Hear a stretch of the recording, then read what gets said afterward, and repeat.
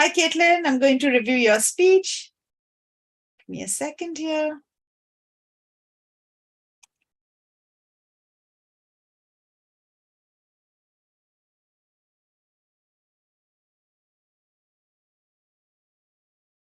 All right. So this is your speech. Picture your friend who had a rough day and they rely on you to cheer you up.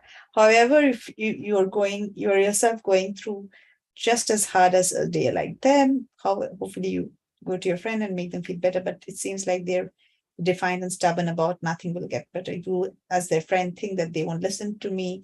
Then you have no other way of helping them out. You attempt to make them smile and laugh, yet nothing seems to work. Your determination to make your friend feel better is losing hope, and you feel like there's nothing else you can do to help. Allow me to tell you about a leader that instead of giving up, creating a fear after a great tragedy, instilled hope and did a beautiful, really nice introduction, Caitlin. I must say, what a beautiful connection.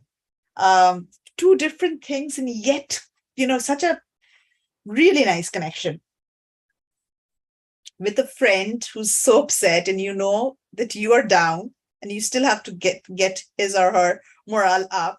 What does a leader of a nation do? And fantastic. I must say, a brilliant introduction. Again, said that here you go, the day of infamy speech. It's the installment of the brutal attack of the Empire of Japan since the speech of Pearl Harbor. Since we said, okay, reading and listening to the speech, I feel more protected as coming from someone who's meant to be the sincerest to his people, no matter how long it will take.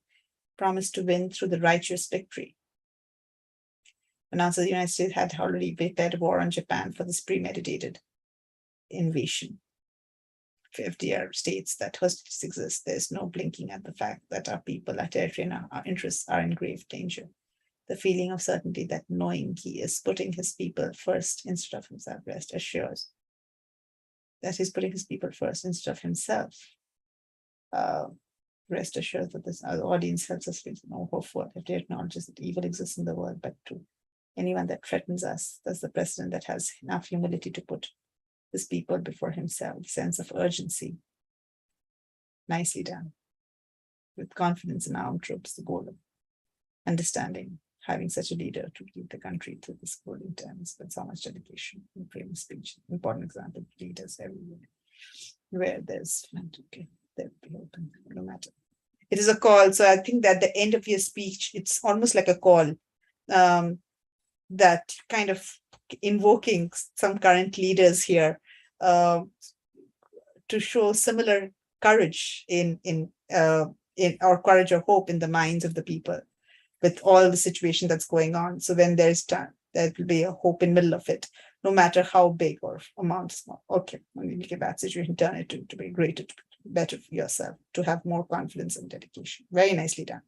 I as I mentioned to you, Caitlin, brilliant introduction. I think that was like really standing out. In the body of your speech, you really did talk about, you got into the speech and why his storytelling was powerful for you, because you felt that there was this whole, the fact that he was putting himself first. What it did is give him much more, like, made people trust him and made him very, very credible to the audience. Then I think what you also talk about underlining the body of the speech is his whole sense of ethics. What United States should do, what is the right thing for United States to do at this point. So I think that was really good. The only thing that I would say is, kind of in the body of your speech, try to simplify the language a little bit more. When I'm saying simplify it, I mean, what I mean is, right now, because I'm reading your speech, I have the ability to focus in and understand and reread the sentence. But if you're doing it where you're saying the speech to an audience who is going to just listen to you, you may want to have a little bit of simple sentences, not too many ideas in a sentence. So make the sentences, especially in your body, that needs to be simplified. Like this, it is a real contrast, like the way you have your introduction, right? It's very relatable, very easy for us to understand. Try to make the body as well. The body is strong, rich in content, but try to make it kind of fit for an audience who's listening to you. So have some questions there, have a few dialogues there, small little dialogues.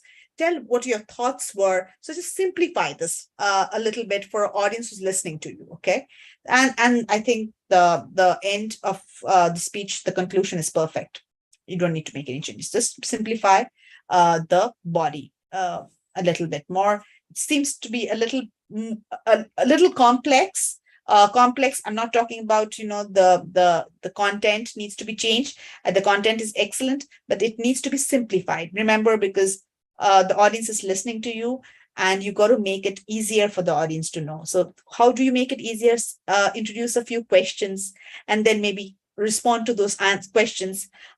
Maybe introduce a few dialogues that the audience will remember. All audience loves dialogues. Okay, so that way make it more make it more friendly to an audience who's listening to you. All right. Thank you, Caitlin.